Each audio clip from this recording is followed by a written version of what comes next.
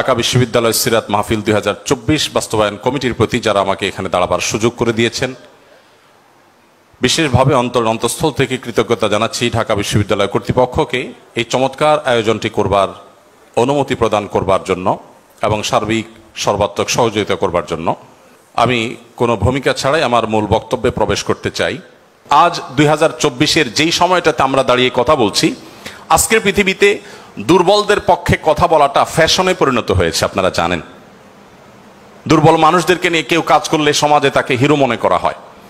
আজকের সমাজে দুর্বলদের নিয়ে কাজ করলে তাদেরকে নিয়ে মানুষ অনেক গর্ব করে। এটা গর্বের একটা ব্যাপার যে কেউ দুর্বলদেরকে নিয়ে কাজ করছে।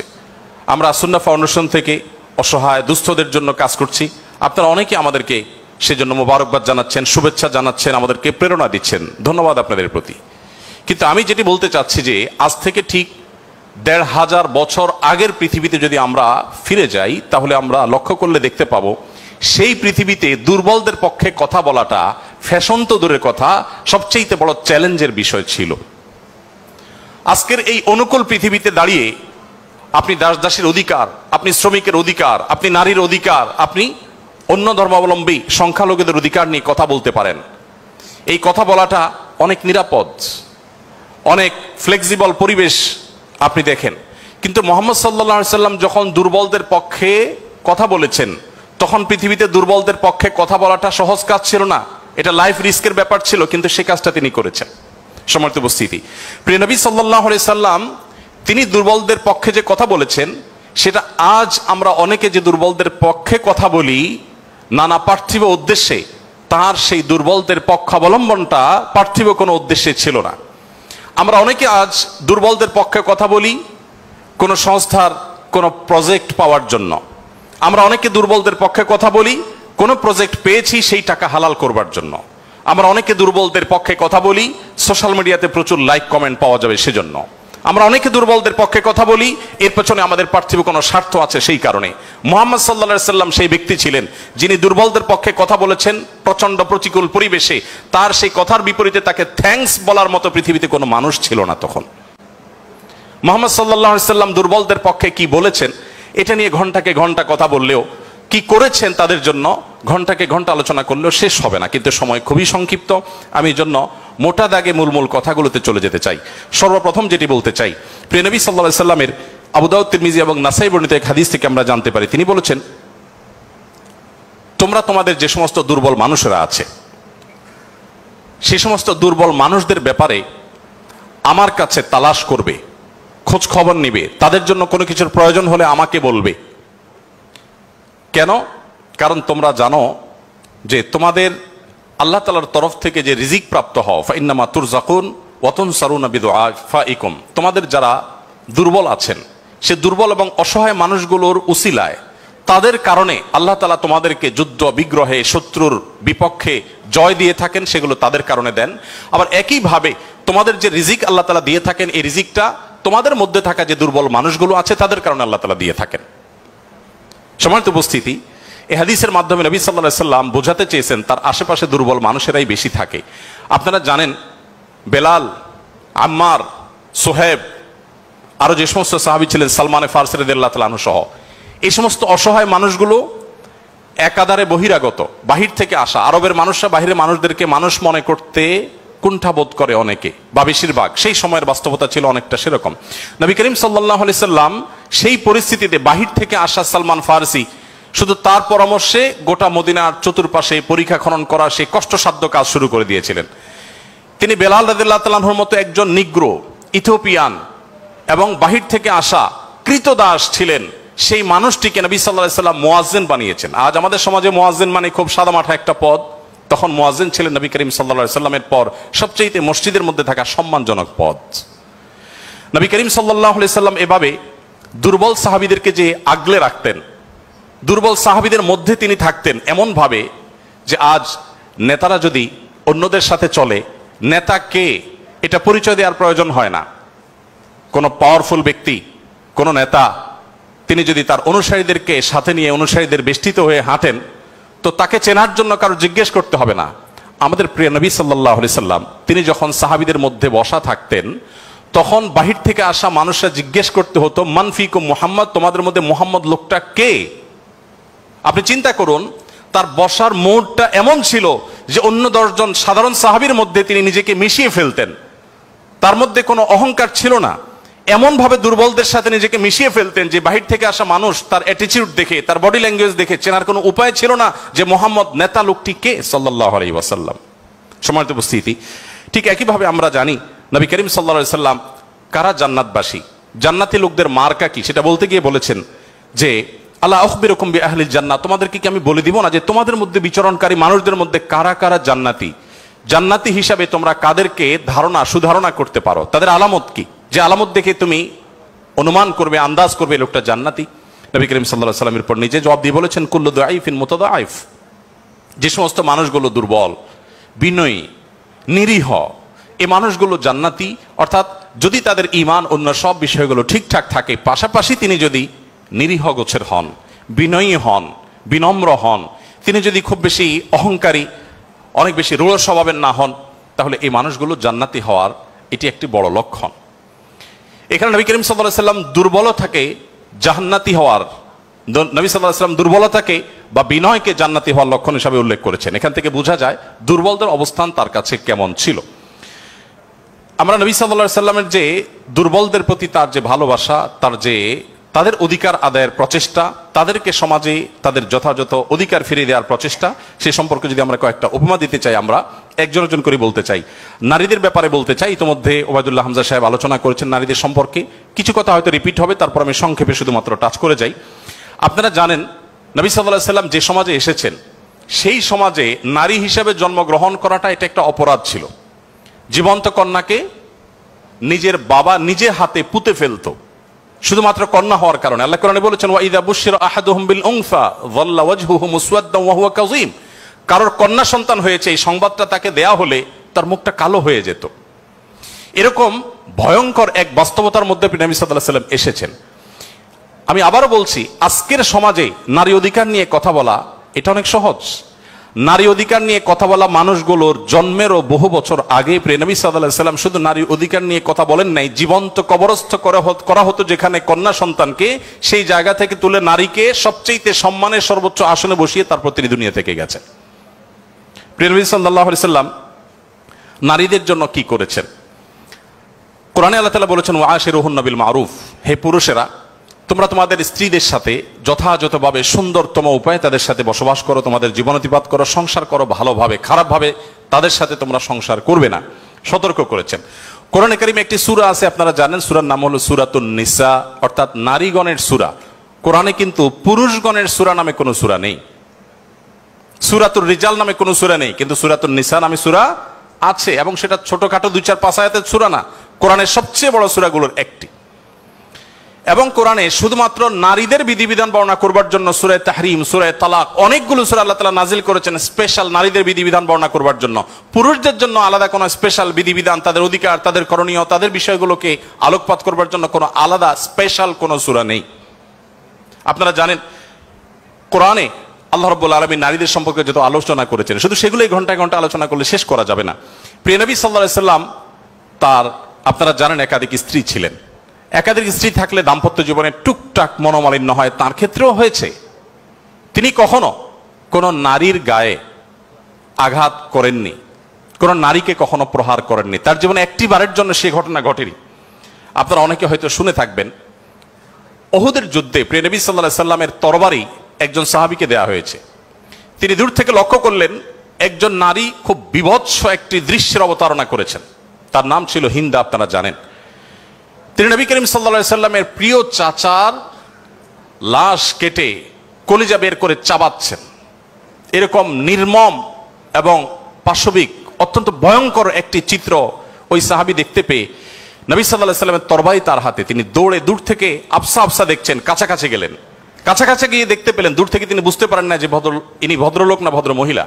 খুব কাছে এসে দেখলেন যে তিনি একজন নারী। তিনি তখন বলেছেন পরবর্তীতে যে আমি তরবারিটা তুলেছিলাম যে তার শিরকে আমি তার ধড় থেকে, দেহ থেকে আলাদা করে দিব, কিন্তু তৎক্ষণাৎ আমার মনে হলো এই তরবারিটা তো সেই মানুষটার যে মানুষ কোনোদিন কোনো নারীর গায়ে আঘাত করেন নাই। আমি যত কঠিন দৃশ্যই দেখি না কেন, আমি নবী সাল্লাল্লাহু আলাইহি ওয়াসাল্লামের তরবারি দিয়ে কোনো নারীকে আঘাত করতে পারি না। তিনি সেই অবস্থাতে এরকম ভয়ঙ্কর একটি দৃশ্য দেখার পরও নবী করিম সাল্লাল্লাহু আলাইহি ওয়াসাল্লামের জীবন চরিত্রের মধ্যে তিনি নারীদেরকে যেভাবে সম্মান দিতেন, মর্যাদা দিতেন, শুধুমাত্র সেই বিষয়টিকে স্মরণ করে তরবারিকে খাপে ঢুকিয়ে তিনি সেখান থেকে ফিরে এলেন। প্রিয় নবী সাল্লাল্লাহু আলাইহি ওয়াসাল্লাম তিনি যুদ্ধের ময়দানে কয়েক শ্রেণী মানুষকে কোনোভাবেই যেন হত্যা না করা হয় তার জন্য আগে থেকে বলে রেখেছেন, এবং যুদ্ধের আগে যোদ্ধাদেরকে, মুজাহিদদেরকে বলে রাখতেন, খবরদার রণাঙ্গনে শত্রুপক্ষের অন্য সব মানুষকে আঘাত করলো, নারীদেরকে আঘাত করবে না। আপনারা এই জন্য সাহাবীদের মধ্যে পুরুষ সাহাবীদের শহীদ হওয়ার অনেক লম্বা ফিরিস্তি বা লিস্ট আপনারা দেখতে পান, মহিলা সাহাবীদের লিস্ট খুব বেশি একটা দেখা যায় না। যদিও পুরুষদের আল্লাহর জন্য জীবন উৎসর্গ করার এই পথের সর্বপ্রথম পথ নির্দেশ করেছেন যিনি, অবাক করা বিষয় হলো তিনি একজন নারী, সুমাইয়া রাদিয়াল্লাহু তাআলা আনহা। প্রিয় ভাইরা আমার, নবী করিম সাল্লাল্লাহু আলাইহি সাল্লাম তার জীবনের একেবারে শেষের দিকের বক্তব্যগুলোর, ভাষণগুলোর একটি ছিল ইস্তাউসু বিন-নিসাই খায়রা, তোমরা নারীদের ব্যাপারে আমার কাছ থেকে ভালো ওসিয়ত গ্রহণ করো। অর্থাৎ আমি তোমাদেরকে ওসিয়ত করছি, আমি জীবনের শেষ মুহূর্তে, অন্তিম মুহূর্তে তোমাদেরকে উপদেশ দিচ্ছি, নারীদের বেলায়, মহিলাদের ব্যাপারে তোমরা ভালো আচরণ করবে, এটি আমার কাছ থেকে শুনে রাখো। নবী করিম সাল্লাল্লাহু আলাইহি ওয়াসাল্লাম তিনি তিনটি জিনিসকে খুব বেশি ভালোবাসতেন, তিনটি জিনিস তার কাছে খুব বেশি প্রিয় ছিল। আপনারা অনেকে হাদিসটি জানেন। তার একটি ছিল সুগন্ধি, তিনি পারফিউম, আতর খুব পছন্দ করতেন। আরেকটি ছিল সালাত, নামাজ, এটি তার চক্ষু শীতলতার কারণ ছিল, তার অনেক ভালো লাগতো নামাজ আদায় করতে। আরেকটি ছিল নারী। এখানে নারী প্রিয়র অর্থ হলো বাবা এবং মায়ের মধ্যে নবী সাল্লাল্লাহু আলাইহি সাল্লাম বাবার চাইতে মাকে বেশি প্রায়োরিটি দিতেন। সন্তানের মধ্যে ছেলে এবং মেয়ের মধ্যে মেয়েকে বেশি ভালোবাসতেন, এত বেশি ভালোবাসতেন যে প্রিয় নবী সাল্লাল্লাহু আলাইহি সাল্লামকে আল্লাহ তাআলা ছেলে সন্তান দিয়েছেন, তাদের সবাইকে শৈশবে মৃত্যু দিয়েছেন, তার একমাত্র 4টি কন্যা সন্তানকে বাঁচিয়ে রেখেছেন। দিন শেষে তিনি কন্যাদের বাবা হয়ে বেঁচেছিলেন, ছেলেদের বাবা হয়ে বেঁচে ছিলেন না।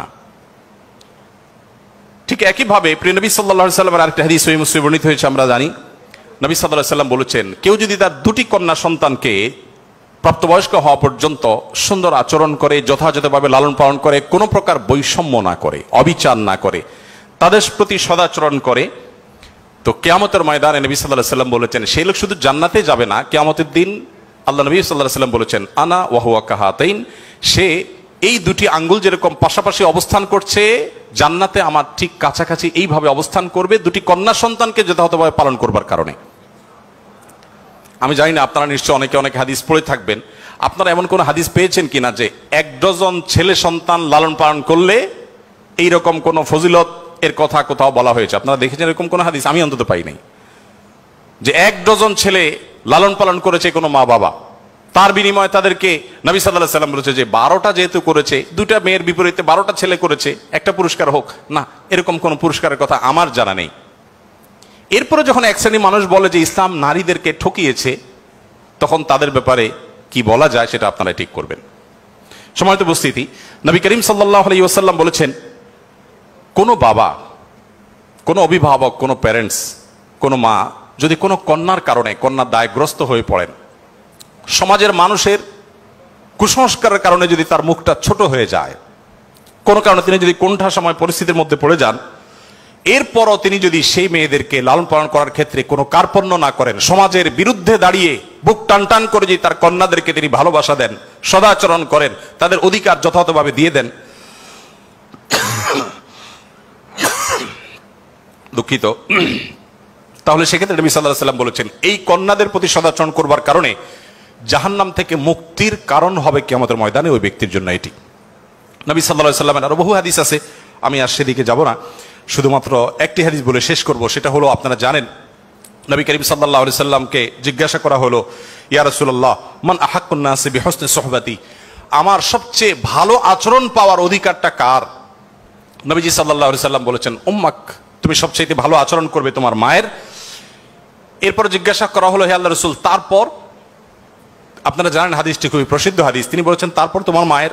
জিজ্ঞাসা করা হলো তারপর, এরপরে বললেন তারপরও তোমার মায়ের।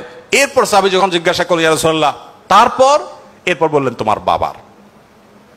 আপনারা অনেকে শুনেছেন ডক্টর জাকির নায়েক, তিনি এই হাদিস প্রসঙ্গে বলেছেন আল্লাহ নবী সাল্লাল্লাহু আলাইহি সাল্লাম গোল্ড মেডেলটাও দিলেন মাকে, তারপর সিলভার মেডেলটাও দিলেন মাকে, ব্রোঞ্জটাও দিলেন মাকে, বাবাকে দিলেন একটা সান্ত্বনা পুরস্কার। এরপরে যদি কেউ বলে যে ইসলাম নারীদেরকে ঠকিয়েছে, যে যুক্তিতে বলে সেটা আপনারাও জানেন আমিও জানি। বলা হয় বাবার সম্পদে ছেলে যদি 2 টাকা পায়, মেয়ে 1 টাকা পায়, এখানে মেয়ের প্রতি অবিচার করা হয়েছে। আপনারা জানেন এর মতো হাস্যকর একটা দাবি আরেকটি হতে পারে না। কারণ ছেলে বেচারা, এতক্ষণ শুধু মেয়েদের কথা বলছি, আসলে তো ছেলেদেরকে আমরা দুর্বল হিসেবে দেখি। ছেলে বেচারা প্রাপ্তবয়স্ক হওয়ার পর বাবা মা তার ভরণ পোষণ দিতে বাধ্য নন। যদি বাবা মা বলেন যে তুমি প্রাপ্তবয়স্ক হয়ে গেছো, তোমার চাল ডাল তুমি জোগাড় করো, বাবা মা সেটা বলতে পারেন, সে রাইট তাদের আছে। বিয়ে এখনো বেচারা করে নাই, মাত্র প্রাপ্তবয়স্ক হয়েছে। এরপর প্রাপ্তবয়স্ক হওয়ার পর যখন বিয়ে শাদী চিন্তা করে, বাপ মা এটা বলতেই পারেন যে বাবা তোমার বিয়ে শাদীর টাকা তুমি জোগাড় করো, আমি তোমার বইয়ের গহনা কিনে দিব, মোহর জোগাড় করব, তোমার খরচ খরচা দিব। এটা বাবা মা করতে বাধ্য নন শরীয়তের দৃষ্টিকোণ থেকে, ছেলেরটা ছেলেকেই জোগাড় করতে হবে।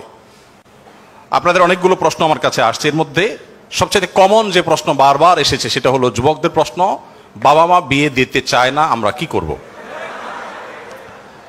আমি সে প্রশ্ন উত্তরে যেতে পারবো কিনা জানি না, তবে তরুণদের আহাজারে আমাকে খুব কষ্ট দেয়। কারণ আমি খুব বেশি বয়সে বিয়ে করিনি, আমি এখন নানা হয়েছি, আপনারা অনেকে জানেন। আমার এই বয়সে আমি নানা হয়েছি, এটা অনেকে শুনলে আসমান থেকে নাজিল হওয়ার উপক্রম হয় যে কিভাবে সম্ভব। তো আমি বলি, আমি আমার সংসার জীবন গোছানো শেষ, আমি এবং আমার মিসেস সহ বাকি জীবন আরামের সাথে দেশ বিদেশ যদি ঘুরেও বেড়াই, আল্লাহ বিল্লাহ করে বাকি জীবন কাটিয়ে দিই, আমার কোনো টেনশন নাই, কারণ আমার সংসারের সব সেট করা শেষ। সে সমস্ত মানুষদেরকে দেখে আমার করুণা হয়, মায়া হয়, যারা আর্লি ম্যারেজকে দোষণীয় মনে করে তারা অনেক বেশি দেরি করে তথাকথিত নিজের পায়ে দাঁড়ানোর কথা বলে 30-35 পার হওয়ার পর বিবাহ শাদী করেন। এই মানুষগুলো তাদের ছেলে মেয়ে হইতে হইতে, প্রথম তো আবার ছেলে মেয়ে নেওয়া যাবে না, একটা লম্বা সময় এনজয় করতে হবে, 40-এর পর হয়ে যায় ছেলে মেয়ে হতে হতে। এরপর এই ছেলে পড়ালেখা করে গ্রাজুয়েশন করতে করতে 55-60 চুই হয়ে যায়, ততক্ষণে সংসারের ঘানি টানতে থাকে। আল্লাহ না করুন ছেলেটা যদি অমানুষ হয়, এই বেচারা বৃদ্ধ বয়সে আর যাওয়ার কোনো উপায় নাই। আবার সন্তান তো 1টা বা 2টা বেশি নেওয়া যাবে না, তাহলে তার দুঃখের কোনো শেষ আছে?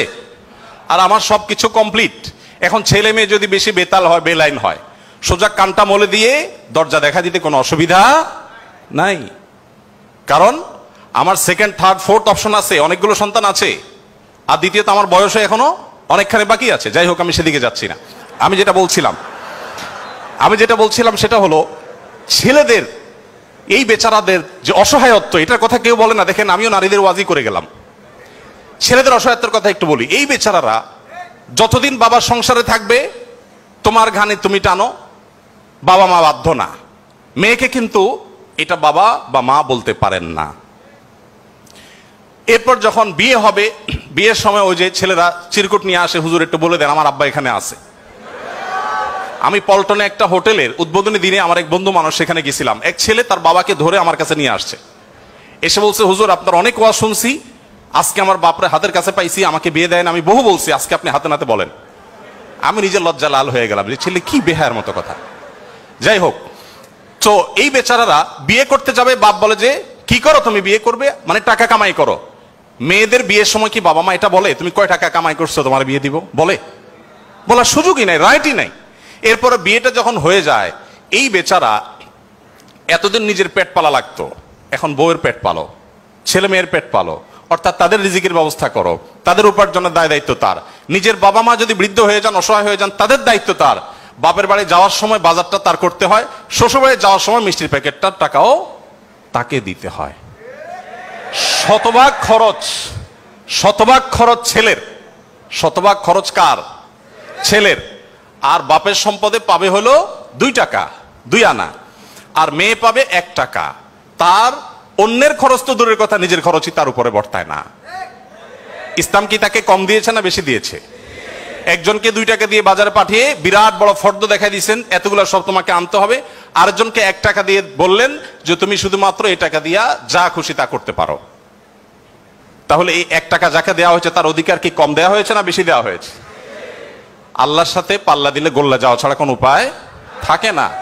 যারা নিজের বিবেক দিয়ে আল্লাহ সুবহানাহু ওয়া তাআলার বিচারকে, বিশ্লেষণকে বিচার করতে চায়, তারা আল্লাহর উপরে ওই যে খোদার উপরে খোদাগিরি বলে, যে সে মূর্খতা ছাড়া আর কিছুই করছে না। আমি শ্রদ্ধা রেখে তাদের প্রতি এটা বলতে বাধ্য হলাম। যাই হোক, আমি যেটা বলছিলাম যে নবী সাল্লাল্লাহু আলাইহি ওয়াসাল্লাম মেয়েদের সম্পর্কে এত কথা বলেছেন। দেখুন যে মা হিসাবে মেয়েদের মর্যাদা এত বেশি। ইমাম মালিক রাহমাতুল্লাহ আলাইহি একটি চমৎকার কথা বলেছেন। তিনি বলেছেন যে আল আম্বিয়াউ আবুল বানাত, আপনারা অবাক হবেন, যত নবী রাসূল পৃথিবীতে এসেছেন বেশিরভাগ নবী রাসূলদেরকে আল্লাহ তাআলা ছেলে সন্তান না দিয়ে মেয়ে সন্তান দিয়েছেন। যাই হোক, মেয়েদের ব্যাপারে কথা বেশি হয়ে যাচ্ছে, এক পেশে হয়ে যাচ্ছে, আমরা একটু অন্য কোন অপশনে চলে যাই। এরপরে যেটি বলতে চাই তা হলো বিধবা এবং ইয়েতিমদের ব্যাপারে। দেখুন, ইয়েতিম বিধবার ব্যাপারে নবী করিম সাল্লাল্লাহু আলাইহি ওয়াসাল্লাম বলেছেন, বুখারীতে হাদিসটি বর্ণিত হয়েছে, আস-সাইলাল আরমালাতি ওয়াল মাসাকি কাল মুজাহিদি ফি সাবিলিল্লাহ আও কাল্লাযী ইয়াকুমুল লাইলা ওয়া ইয়াসুমুন নাহার। যে ব্যক্তি কোনো বিধবার ব্যয়ভারের দায়িত্ব গ্রহণ করবে, যে ব্যক্তি কোনো ইয়েতিমের লালন পালনের দায়িত্ব গ্রহণ করবে, অভিভাবকত্বের দায়িত্ব গ্রহণ করবে, নবী সাল্লাল্লাহু আলাইহি ওয়াসাল্লাম বলেছেন এই ব্যক্তি আল্লাহর রাস্তায় রণাঙ্গনে জিহাদরত ব্যক্তি আল্লাহর কাছে যে মর্যাদা লাভ করবে, নিজের জায়গায় বসে থেকে অসহায় বিধবার দায়িত্ব, বিধবা ভাতা দিয়ে তার দায়িত্ব গ্রহণ করলে এই ব্যক্তিকে আল্লাহ তাআলা সেই মর্যাদা দান করবেন। আপনি এরকম কোন হাদিস দেখাতে পারবেন না যে একটা লোক বেচারার বউ মরে গেছে, মন মরা থাকে, যদি কোনো ভদ্র মহিলা তার আশ্রয় দেওয়ার জন্য তিনি অনুপযুক্ত হওয়া সত্ত্বেও নিজেকে পেশ করেন, উপস্থাপন করেন আর তার আশ্রয় হয়ে যান, তাহলে নবী সাল্লাল্লাহু আলাইহি ওয়াসাল্লাম বলেছেন তার এই পুরস্কার আছে। নিশ্চয়ই ভালো কাজের সওয়াব আছে, কিন্তু আলাদা পার্টিকুলার কোন সওয়াবের কথা নবী সাল্লাল্লাহু আলাইহি ওয়াসাল্লাম বলেন নাই। কিন্তু একজন বিধবার ব্যাপারে কিন্তু সেই কথা বলা হয়েছে।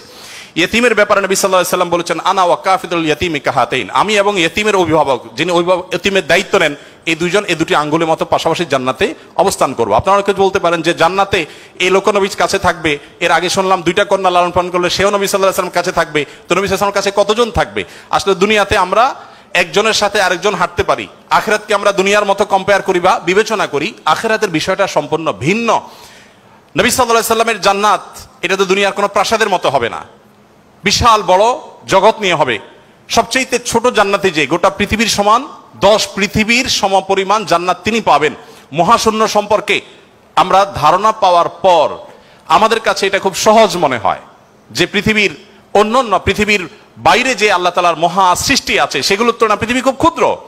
যখন পৃথিবীতে এগুলো আবিষ্কার হয় নাই, আপনি চিন্তা করুন তখনকার মুসলমানদের জন্য ঈমান আনা কতটা কঠিন ছিল, যে কিভাবে এত বড় জান্নাত দিবেন আল্লাহ তাআলা, কোথায় এত জায়গা। কিন্তু আজ আমরা সেটা আবিষ্কার করেছি, আমরা জানি কিয়ামত পর্যন্ত আবিষ্কার হতে থাকবে। কোরআন এবং সুন্নাহর অনেক কিছু এখনো আমাদের বুঝে আসছে না, কিন্তু এক সময় হয়তো বুঝে আসবে। তো যাই হোক, নবী করিম সাল্লাল্লাহু আলাইহি ওয়াসাল্লাম ইয়েতিমের ব্যাপারে এই সুসংবাদ আমাদেরকে দিয়েছেন। এবং নবী সাল্লাল্লাহু আলাইহি ওয়াসাল্লাম আরেকটা হাদিস বলে আমি শেষ করব, তিনি বলেছেন যে ব্যক্তি তার পরিবারের মধ্যে কোনো ইয়েতিমকে সংযুক্ত করেন, এই জায়গা আমি একটু থামবো। ইয়েতিমকে সংযুক্ত করার মানেটা কি? আমাদের দেশে ইয়েতিম বা গরিবের বাচ্চাকে লালন পালন অনেকেই করেন, কিন্তু সেটা নিজের ধান্দায় করেন, গরিবের প্রয়োজনে না। কিভাবে সেটা? কারোর সন্তান হচ্ছে না, তখন তিনি একটু বাবা ডাক শুনতে চান, মা ডাক শুনতে চান, তো এই জায়গা থেকে তিনি একটা বাচ্চাকে নিয়ে আসেন, অসহায় মানুষের, কারোর কোনো বাচ্চার বাবা মারা গেছেন, মা মারা গেছেন, তাকে নিয়ে আসেন, সেই বাচ্চাটাকে এনে লালন পালন করেন এবং মনে করেন আমি অনেক সওয়াবের কাজ করছি। আপনি অবশ্যই সওয়াবের কাজ করছেন না যদি আপনার উদ্দেশ্য হয় আপনার যে মা ডাক শোনা, বাবা ডাক শোনা সেটা, আর যদি আপনার উদ্দেশ্য হয় যে না আমি তাকে লালন পালন করতে চাই, সে তার মায়ের কাছেই থাকুক, আমি তার ভরণ পোষণ দিব, তার পড়াশোনার খরচ চালাবো, তার অভিভাবকত্ব করব, তাকে আশ্রয় দিব, তাহলে আপনি এই হাদিসের সুসংবাদ পাবেন ইনশাআল্লাহ তাআলা। আপনি যদি নিজে পার্থিব কোনো স্বার্থে তাকে লালন পালন করেন তাহলে এই হাদিসের মর্যাদা আপনি লাভ করবেন না। নবী করিম সাল্লাল্লাহু আলাইহি ওয়াসাল্লাম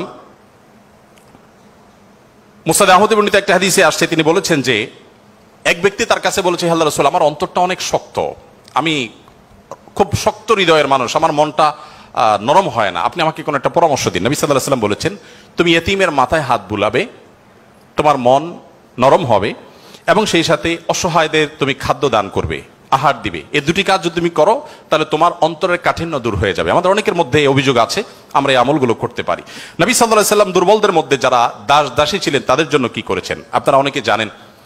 ইসলামের অনেকগুলো গুরুত্বপূর্ণ বিধিবিধান আছে, এর মধ্যে থেকে একটা হলো দাসী মুক্ত করার বিধান। যদি কোনো পুরুষ, কোনো স্বামী যদি তার স্ত্রীকে মায়ের সাথে তুলনা করেন, মায়ের সাথে তুলনা করার একটা পর্যায়ে আছে যেটাকে ইসলামী ফিকহের পরিভাষায় জিহার বলা হয়।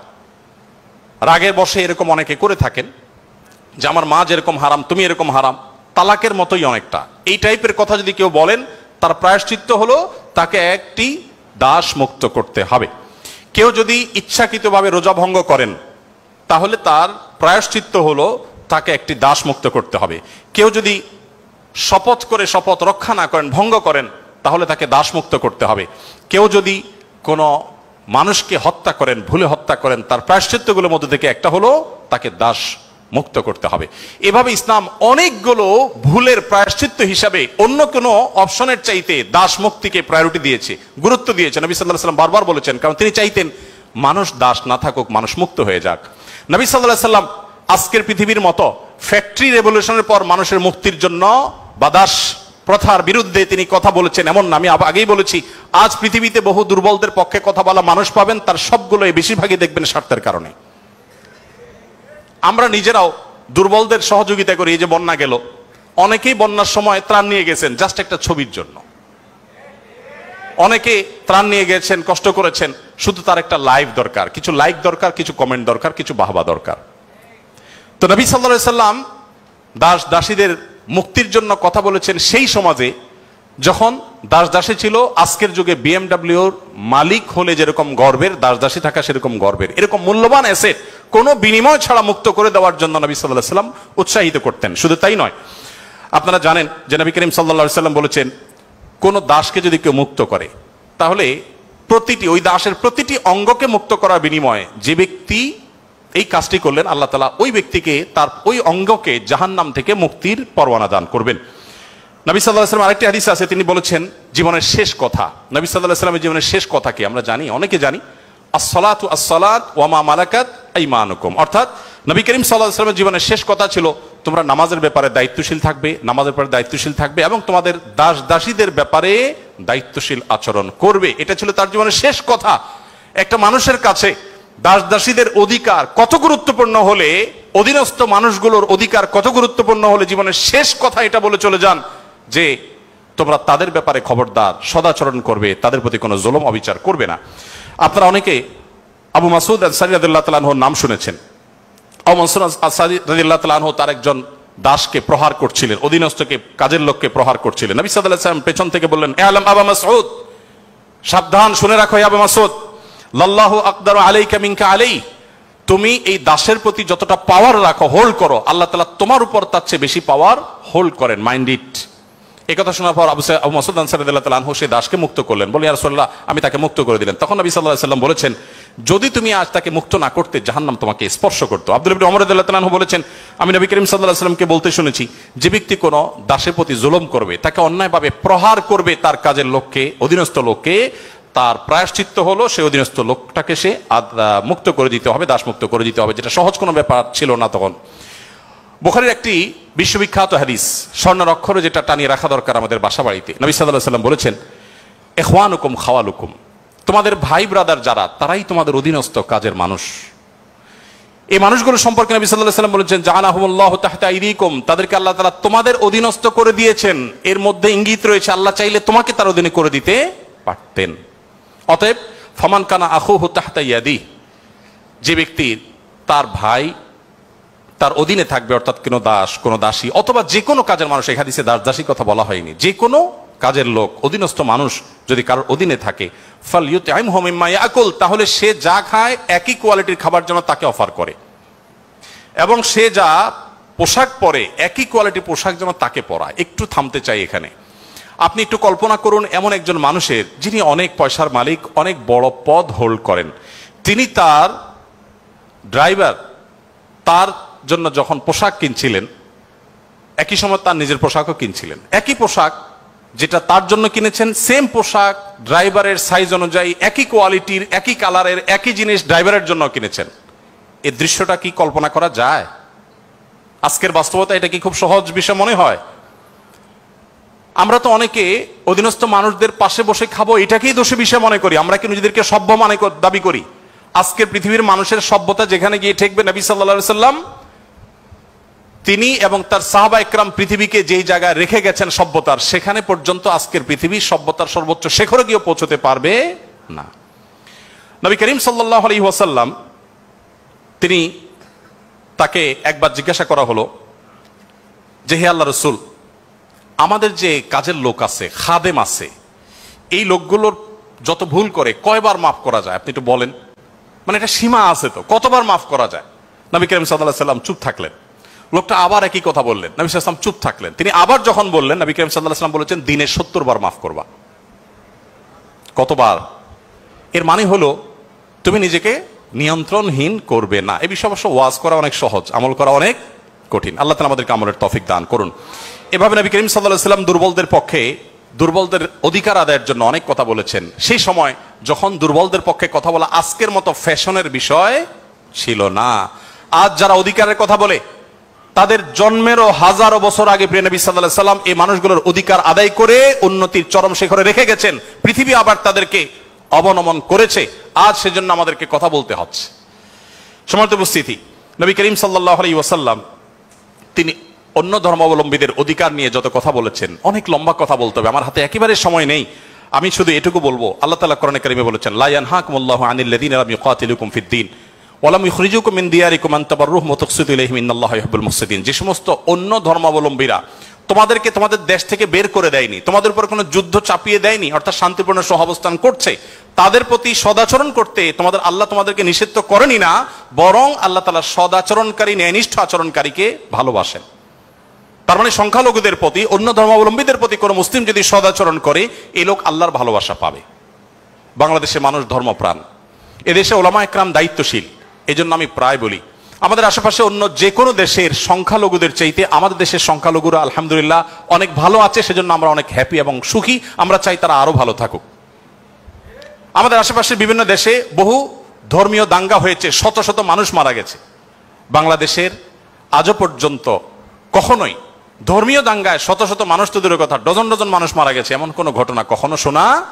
সংখ্যালঘুদের নির্যাতনের যে সমস্ত বিচ্ছিন্ন ঘটনা ঘটে, এটা আমরাও জানি, আমাদের সংখ্যালঘু ভাই বোনেরাও জানেন। এটা দিন শেষে রাজনৈতিক ফায়দা হাসিলের নীল নকশা ছাড়া আর কিছুই নয়। বাংলাদেশের সবচেয়ে বড় ধর্মীয় শিক্ষা প্রতিষ্ঠান হাটহাজারী মাদ্রাসার ঠিক কোল ঘেঁষে একটা মন্দির, আমি সেই মাদ্রাসার ছাত্র। এত প্রাচীন এই মন্দির এবং মাদ্রাসাও প্রাচীন, শতবর্ষী মাদ্রাসা এবং প্রাচীন মন্দির।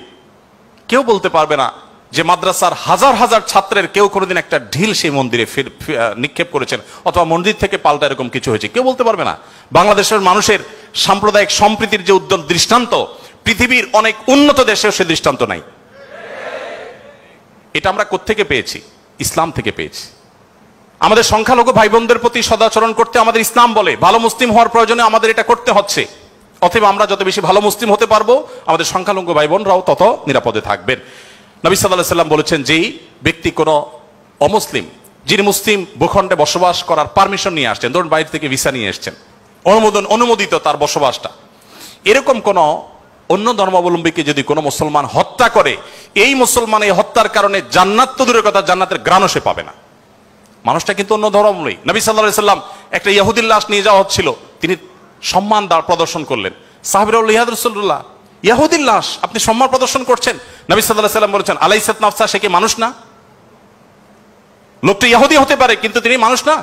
আব্দুল ইবনে ওমর রাদিয়াল্লাহু তাআলার বাসায় ছাগল জবে হয়েছে, তিনি বাহির থেকে এসে জিজ্ঞাসা করলেন, আহাদাইতুম লিজারনাল ইয়াহুদি, আমাদের ইহুদি প্রতিবেশী বাসায় গোশত পাঠিয়েছো? বাসার লোকজন বলল, না তো। তখন তিনি বললেন, আল্লাহ রাসূল সাল্লাল্লাহু আলাইহি ওয়াসাল্লাম প্রতিবেশীর অধিকার নিয়ে এত কথা বলেছেন যে নিজের সম্পদে তাদের হিস্সা আল্লাহ তাআলা নির্ধারণ করে দেওয়ার উপক্রম হয়েছিল, আর তোমরা কেন প্রতিবেশী বাসায় খাবার পাঠাওনি? আমাদেরকে আরো ডেভেলপ করতে হবে। আমাদের আশেপাশে কোনো হিন্দু বসবাস করেন, আপনার পাশে ফ্ল্যাটে, পাশের বাড়িতে, আপনি কয়দিন তার বাসায় খাবার পাঠিয়েছেন, গিফট পাঠিয়েছেন? অথচ ইসলাম কিন্তু সেই নির্দেশ আমাদেরকে করে। যাই হোক, নবী করিম সাল্লাল্লাহু আলাইহি ওয়াসাল্লাম চতুষ্পদ জন্তু, পশু পাখির প্রতি তার যে দয়া ছিল, তারা দুর্বল, তারা অসহায়, তাদের পক্ষে নবী সাল্লাল্লাহু আলাইহি ওয়াসাল্লামের যে অবস্থান ছিল, একবার আপনারা জানেন বিখ্যাত হাদিস, নবী সাল্লাল্লাহু আলাইহি ওয়াসাল্লাম বলেছেন যে অনেক আগের একটি ঘটনা, এক লোক তিনি যাচ্ছিলেন কোথাও পানি পান করার জন্য, কোন একটা কুয়াতে তিনি নেমেছেন, উঠে দেখতে পেলেন একটি কুকুর পিপাসায় সেরকম অস্পোস করছে। তখন তিনি তার পোশাক খুলে পানিতে চুবিয়ে, সে পানির চিবিয়ে ওই কুকুরকে খাওয়ালেন। এই হাদিসটি দুই রকম আছে, একজন পুরুষের ক্ষেত্রে আছে, তিনি তার পায়ের মোজা খুলেছেন, একজন নারীর কথা আছে, তিনি তার ওড়না খুলে এই কাজটি করেছেন। ওই নারী ব্যভিচারিণী হওয়া সত্ত্বেও আল্লাহ তাআলা একটি প্রাণীর প্রতি এই ভালোবাসা, এই সম্প্রীতি দেখাবার জন্য তাকে মাফ এবং নাজাত দিয়ে দিয়েছেন। নবী সাল্লাল্লাহু আলাইহি ওয়াসাল্লাম বলেছেন যে এর বিপরীতে একজন নারী, আপনারা সেটাও শুনেছেন অনেকে, যে একটি ইবাদত গুজার একজন নারী একটি বিড়ালকে বেঁধে রেখেছিলেন এবং সে বিড়ালকে বেঁধে রাখতে রাখতে এক পর্যায়ে না খেয়ে বিড়ালটি মারা গেছে, তাকে খাদ্য দেননি। শুধুমাত্র এই কারণে তিনি ইবাদত গুজার হওয়া সত্ত্বেও আল্লাহ তাআলা ওই নারীকে জাহান্নামী হিসেবে ঘোষণা করেছেন, শুধু একটা প্রাণীর জীবনের প্রতি এই হেয়ালিপনা করার জন্য। এখন প্রাণী তো দূরের কথা, মানুষের জীবন আমরা শেষ করে ফেলছি নির্দয়ভাবে। নবী করিম সাল্লাল্লাহু আলাইহি সাল্লামের আরো হাদিস আমরা জানি, একটা পাখির দুটি বাচ্চাকে কেউ একজন ধরে নিয়ে গেলেন। নবী আলাইহিস সালাম যখন দেখলেন এই কাজটি কেউ করেছে, তখন বললেন যে কে কাজটি করেছ? তখন নবী করিম সাল্লাল্লাহু আলাইহি সাল্লাম তাকে ডেকে বললেন, যাও, এই যে পাখি, মা পাখিটা সে ছটপট করছে আমি দেখতে পাচ্ছি, এই বাচ্চাগুলোকে সেখানে রেখে আসো, এটা তোমার জন্য জায়েজ নাই, মা পাখির বাচ্চাগুলোকে তুমি ছিনিয়ে আনবে জাস্ট তোমার বিনোদনের জন্য। তখন নবী করিম সাল্লাল্লাহু আলাইহি সাল্লাম ওই নির্দেশ সাহাবীকে করেছেন এবং ভৎসনা করেছেন এই কাজটি করবার জন্য। এর বিপরীতে আরেকটা ঘটনা আমরা জানি, এর পাশাপাশি আরেকটা ঘটনা আমরা জানি, নবী সাল্লাল্লাহু আলাইহি সাল্লাম এক ব্যক্তিকে দেখলেন তিনি পিপিলিকার উপদ্রব থেকে বাঁচার জন্য আগুন দিয়ে পোড়াচ্ছেন। তিনি বলেছেন, খবরদার, লা ইউআযযিবু বিন-নার ইল্লা রাব্বুন নার, আগুন দিয়ে পুড়িয়ে নির্মম ভাবে তুমি এটাকে হত্যা করতে পারো না। যদি হত্যা করতেই হয় তাহলে তুমি এমনি পিষে মেরে ফেলো, অন্য কোনো ভাবে মেরে ফেলো, নির্মম ভাবে তুমি মারতে পারো না। আমাদের অনেকে দেখবেন যে ওই যে এক ধরনের আঠা পাওয়া যায় ইঁদুর মারার, সে আঠা দিয়ে ইঁদুর মারার চেষ্টা করেন, নির্মম ভাবে মৃত্যু, হত্যা করা বা নিধন করা, এটা জায়েজ নাই। সে আপনাকে উপদ্রব করে, আপনি হত্যা করতে পারেন, কিন্তু নির্মম ভাবে হত্যা করবার বা হত্যাকে আপনি এনজয় করবেন এই অধিকার আপনাকে ইসলাম দেয়নি। নবী করিম সাল্লাল্লাহু আলাইহি ওয়াসাল্লাম তার সাহাবী আব্দুল ইবনে সাঈদ ইবনে জুবায়ের বলেছেন যে সাহাবী আব্দুল ইবনে ওমর রাদিয়াল্লাহু তাআলা আনহু একবার যাচ্ছিলেন, দেখলেন যে কুরাইশের কিছু যুবক কিছু পাখিকে বেঁধে রেখে তীর নিক্ষেপ করছিলেন হাত সই করার জন্য, এবং ওই পাখিগুলোর যে মালিক তাকে বলেছেন যেটা লাগবে না, মিস হবে, ওই তীরটা তোমার, বিনিময়ে তুমি তীর পেয়ে যাবে, আর লাগলে তো পাখি মারা যাবে। এটা জাস্ট মজা করছিল তারা। দেখেন আল্লাহ নবী সাল্লাল্লাহু আলাইহি ওয়াসাল্লামের সাহাবী আব্দুল ইবনে ওমর যখন এসেছেন, জাস্ট তাকে দেখেছে, দেখার সাথে সাথে দৌড়ে পালিয়ে গেছে তারা, ওই যুবকরা, কারণ জানেন যে নবী সাল্লাল্লাহু আলাইহি ওয়াসাল্লামের সাহাবী কোন প্রাণীর প্রতি নির্মমতাকে সহ্য করবেন না, চলে গেছে তারা। তখন এবার আব্দুল ইবনে ওমর রাদিয়াল্লাহু তাআলা আনহু বলেছেন, আল্লাহ লানত এবং অভিশাপ নাজিল হয় ওই মানুষগুলোর প্রতি যারা কোনো প্রাণীকে এরকম বিনোদনের জন্য জাস্ট তীর মেরে, গুলি মেরে বিভিন্নভাবে লক্ষ্যবস্তু তাদেরকে বানায়। নবী করিম সাল্লাল্লাহু আলাইহি ওয়াসাল্লামের জীবনের বহু ঘটনা আছে, আমরা বলে শেষ করতে পারবো না, আমি একেবারে শেষের দিকে চলে আসছি। একবার নবী করিম সাল্লাল্লাহু আলাইহি ওয়াসাল্লাম একটি ওট দেখতে পেলেন, খুব ক্ষীণকায়, জীর্ণশীর্ণ, দুর্বল, এবং তার চোখে পানি। নবী সাল্লাল্লাহু আলাইহি ওয়াসাল্লাম তার শরীরের উপরে খুব আলতো করে হাত বুলিয়ে দিলেন। তখন সেই ওটের আচরণ দেখে বর্ণনাকারী সাহাবী বলছেন, মনে হচ্ছিল সে অনেকটা প্রশান্ত অনুভব করেছে। তখন তিনি ওটের মালিককে ডেকে বললেন যে এই ওটকে তুমি কেন ভালো করে খাবার দাবার দাও না, তার ব্যাপারে তুমি আল্লাহকে কেন ভয় করো? নবী সাল্লাল্লাহু আলাইহি ওয়াসাল্লাম তাকে সতর্ক করলেন। ঠিক একইভাবে নবী সাল্লাল্লাহু আলাইহি ওয়াসাল্লাম ঐতিহাসিক একটি হাদিস সহিহ মুসলিম বর্ণিত, তিনি বলেছেন, ইন্নাল্লাহা কাতাবাল ইহসানা আলা কুল্লি শাই ফাইদা কাতালতুম ফাহসিনুল কিতলাহ ওয়া ইযা যাবাহতুম ফাহসিনুজ যিবহা। যদি কেউ কোন প্রাণীকে জবে করতে হয়, জবে করে খেতে হয়, আল্লাহ তার জন্য হালাল করেছেন, সেও যেন নির্মম ভাবে জবে না করে। এই জন্য ছুরি যেন ভালো করে ধার দিয়ে নেয়, যাতে করে পশুর প্রতি নির্মমতা করতে করতে ধীরে ধীরে তাকে যেন হত্যা করতে না হয়। এমনকি কোনো মানুষকে যদি মৃত্যুদণ্ড দিতে হয়, তাকেও যেন নির্মম ভাবে হত্যা না করা হয়। প্রয়োজনে তাকে যদি মৃত্যুদণ্ড দিতে হয়, এমনকি রণাঙ্গনে যদি শত্রুপক্ষ হয়, নির্মম ভাবে তার অঙ্গ প্রত্যঙ্গ কেটে টুকরা টুকরা করবেন, এই নির্মমতা করার অনুমতি ইসলাম আপনাকে দেয়নি। আপনাকে মানুষ হতে বলেছে ইসলাম। নবী সাল্লাল্লাহু আলাইহি ওয়াসাল্লাম এক ব্যক্তিকে দেখলেন যে তিনি তার কোন একটা পশু জবাই করার জন্য শুয়ে তারপরে সেই পশু ছুরি ধার দিচ্ছেন। একদিক থেকে শুয়েছেন, হয়তো পাও দিয়ে ফাড়া দিয়ে ধরে রেখেছেন, আর অপর দিক থেকে হাত দিয়ে তিনি ছুরি ধার দিচ্ছিলেন। নবী সাল্লাল্লাহু আলাইহি ওয়াসাল্লাম বলেছেন যে আতুরিদু আন তুমিতাহা মাউতা, তুমি কি চাও এই প্রাণীটাকে কয়েকবার হত্যা করতে? কেন তুমি আগে ছুরি ধার দিয়ে আনো নাই? নবী করিম সাল্লাল্লাহু আলাইহি ওয়াসাল্লাম একটি গাধার পাশ দিয়ে যাচ্ছিলেন, দেখতে পেলেন যে গাধাটার উপরে কেউ ছেক দিয়েছে, কোন লোহাটো হাতে দাগ দিয়ে ছেক দিয়েছে, ক্ষত বিক্ষত হয়েছে। নবী সাল্লাল্লাহু আলাইহি ওয়াসাল্লাম বলেছেন, লাআনাল্লাহুল্লাযী ওয়াসামা, যে ব্যক্তি গাধাটাকে ছেক দিয়েছে, আল্লাহর লানত, আল্লাহর রহমত থেকে সে বঞ্চিত হয়ে অভিশাপ তার উপরে নাজিল হবে। নবী করিম সাল্লাল্লাহু আলাইহি ওয়াসাল্লাম এক ব্যক্তিকে দেখলেন যে তিনি বলছেন, হে আল্লাহর রাসূল, আমি যখন ছাগল জবে করি তখন আমি যাতে অপ্রয়োজনীয় কষ্ট দিতে না হয়, নির্মমতা করতে না হয়, সেদিকটা খেয়াল করে। নবী সাল্লাল্লাহু আলাইহি ওয়াসাল্লাম বলেছেন, রাহিমাকুল্লাহ, তুমি যদি ছাগলের প্রতি দয়া পরবশ হও, আল্লাহ তাআলা তোমার প্রতি দয়া পরবশ হবেন। ভাইরা আমার, এমনকি তৃণ লতা গাছপালা এগুলো প্রয়োজন ছাড়া যদি কেউ কাটে, নবী সাল্লাল্লাহু আলাইহি ওয়াসাল্লাম বলেছেন ওই ব্যক্তির মাথায় আল্লাহ তাআলা জাহান্নামের আগুন নিক্ষেপ করেন। প্রয়োজন ছাড়া যদি বৃক্ষ নিধন করে কেউ, আমি তো সারাদিন সারারাত বলি, হয়তো নবী সাল্লাল্লাহু আলাইহি ওয়াসাল্লাম দুর্বলদের অধিকার আদায়ের জন্য কি করেছেন, শুধু কথা বলেননি, কি করেছেন সেগুলো বলে হয়তো শেষ করা যাবে না। আমাদের সময় অনেক আগে শেষ হয়ে গেছে। আমি শুধুমাত্র শেষের দিকে আসছি এবং বলতে চাই, আজকে যে জায়গায় আমি দাঁড়িয়ে কথা বলছি, এই বিশ্ববিদ্যালয় সহ বহু বিশ্ববিদ্যালয়, বিশেষ করে পাবলিক বিশ্ববিদ্যালয়গুলো, যেগুলো মেধাবীদের, দেশের সবচেয়ে বড় বড় ভালো মেধাবীদের সবচেয়ে বড় বিচরণ ক্ষেত্র, এই জায়গা থেকে আমাদের আনন্দের অনেক ইতিহাস যেমন রচিত হয়েছে, দুই একটি দুঃখের এবং বেদনার ঘটনাও এখানে ঘটতো। তার মধ্যে থেকে একটি হলো র্যাগিং এর ঘটনা।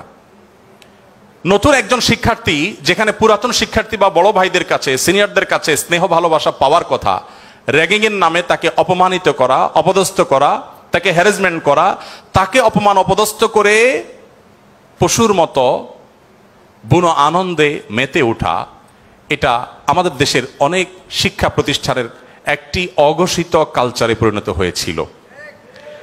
আমরা আশা করব এই পশুত্ব, এই নির্মমতা, এটা আমাদের দেশে আর কোনো শিক্ষা প্রতিষ্ঠানে কোনোদিন ফিরে আসবে না।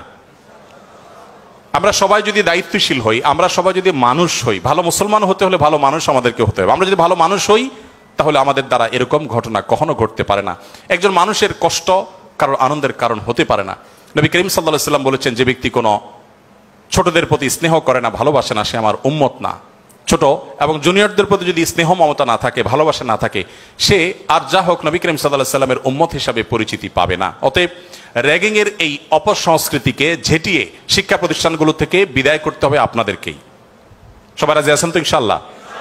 আল্লাহ তাআলা আমাদের সবাইকে সেই তৌফিক দান করুন। সময় উপস্থিতি, আমাদের আসরের সময় হয়ে গেছে অনেক আগেই। আমি খুব সংক্ষেপে শেষ করলাম। আপনাদের প্রশ্ন, অনেকগুলো প্রশ্ন আমার কাছে আছে, কিন্তু প্রশ্ন আমি এখনো টাচই করতে পারলাম না, তো সেজন্য আমি ক্ষমা চেয়ে নিচ্ছি। নামাজের পর আর কোনো সেশন আদৌ থাকবে কিনা আমি জানি না, তবে যেহেতু প্রশ্নগুলো আপনারা দিয়েছেন, আমি কোনো লাইভে সেটার উত্তর দিয়ে যেতে পারি। আর যদি নামাজের পরে সেশন হয়, তাহলে সেখানে আমরা 15-20 মিনিটে প্রশ্নগুলো উত্তর দেওয়ার চেষ্টা করতে পারি। আর একটি আহ্বান আপনাদের প্রতি আমি রাখতে চাই, সেটা হলো, আপনারা অনেকে আমাদের সাথে বিভিন্ন সময় যোগাযোগ করেন যে আসুন্নাহ ফাউন্ডেশনের সাথে আপনারা কিভাবে ইনভলভ হবেন। আপনারা অনেকে হয়তো মনে করেন আমরা শিক্ষার্থী মানুষ, আমরা টাকা পয়সা দিতে পারবো না, তাহলে আসুন্নাহ ফাউন্ডেশনের সাথে কিভাবে ইনভলভ হবে। আমি আপনাদেরকে বলতে চাই, আসুন্নাহ ফাউন্ডেশনের যে ওয়েবসাইট আছে, asunnahfoundation.org, আমাদের এই ওয়েবসাইটে ভলান্টিয়ার রেজিস্ট্রেশন বা ভলান্টিয়ার নিবন্ধন যে ফিচার আছে, সেখানে ক্লিক করে আপনি আপনার তথ্যপত্র দিয়ে যদি সাবমিট করে রাখেন, আমাদের কাছে আপনাদের ডাটা চলে আসবে। আপনারা যেন আনন্দিত হবেন যে আমাদের ফেনী, লক্ষ্মীপুর, নোয়াখালীতে বন্যা দুর্গতদের যে পুনর্বাসনের কার্যক্রম চলছে, সেখানে প্রায় 45টা টিম, 45টা টিম সেখানে কাজ করছে। এই প্রত্যেকটা টিমে কোনো না কোনো পাবলিক বিশ্ববিদ্যালয়ের ছাত্ররাই নেতৃত্ব দিচ্ছেন। তাদের সাথে কোনো ব্যবসায়ীকে, কোনো চাকরিজীবীকে ট্যাগ করা হয়েছে। 3 জন করে এক একটা টিমে থাকে, তারা সেখানে কাজ করছে, তথ্যপত্রগুলো ভেরিফিকেশন করছে। তাদের তথ্যপত্রের ভিত্তিতে আমরা ইনশাআল্লাহ অসহায় এবং দুস্থ মানুষদের ঘরগুলো বানিয়ে দেওয়ার, কৃষকদেরকে নগদ অর্থ সহায়তা দেওয়ার এবং অন্যান্য কার্যক্রম আমরা পরিচালনা করব। তো আপনারা যদি ফাউন্ডেশনের সাথে ইনভলভ হতে চান, আমি আপনাদের সবাইকে উদাত্ত আহ্বান করতে চাই, এমনকি আমাদের বোনদেরকেও বলতে চাই যে আপনারাও আমাদের ফাউন্ডেশনের ভলান্টিয়ার হিসাবে নিবন্ধন করতে পারেন। আমাদের যখন প্রয়োজন হবে, আমরা কোনো সময় আমাদের নিবন্ধিত ভলান্টিয়ারদেরকে প্রায়োরিটি দিয়ে বিভিন্ন কাজের ক্ষেত্রে আমরা তাদেরকে ইনভলভ করে থাকি। আমরা আশা করি যে আমাদের কল্যাণমূলক কাজে আপনারাও সাথী হবেন, সঙ্গী হবেন। আজকের এই আয়োজন, এত সুন্দর একটি আয়োজন করবার জন্য কর্তৃপক্ষকে আমি ধন্যবাদ জানাই, এবং বিশেষভাবে ধন্যবাদ জানাই আমাকে এখানে এসে কিছু কথা বলবার সুযোগ দেওয়ার জন্য। আমার কথার মধ্যে যদি সঠিক কিছু বলে থাকি আল্লাহর তরফ থেকে, ভুল কিছু বলে থাকলে সেটি আমার তরফ থেকে, শয়তানের তরফ থেকে। আল্লাহ তাআলা আমাদের সবাইকে নবী করিম সাল্লাল্লাহু আলাইহি ওয়াসাল্লামের রঙে রঙিন হওয়ার তৌফিক দান করুন, তার আদর্শবান হওয়ার তৌফিক দান করুন। জাযাকুমুল্লাহ খাইরা। আসসালামু আলাইকুম ওয়া রাহমাতুল্লাহ।